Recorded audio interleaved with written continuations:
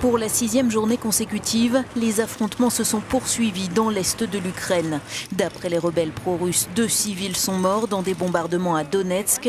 Les autorités ukrainiennes ont, elles, annoncé que 3 soldats avaient été tués au cours des dernières 24 heures. Et des deux côtés, les accusations fusent. Kiev n'a pas exprimé de préoccupation sur l'aggravation de la crise et n'exprime pas non plus de préoccupation sur les conséquences humanitaires, martèle la porte-parole du ministère russe des Affaires étrangères.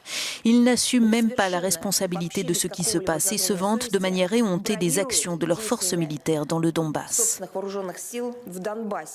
C'est toujours à Avdiivka, à une dizaine de kilomètres du bastion séparatiste de Donetsk, que se concentrent les combats. Cette ville, un nœud routier stratégique, est actuellement sous le contrôle des forces ukrainiennes.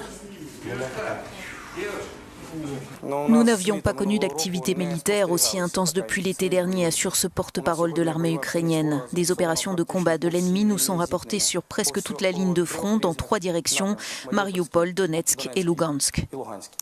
Au Conseil de sécurité des Nations Unies, l'ambassadrice des États-Unis a accusé la Russie d'être responsable de cette flambée de violence.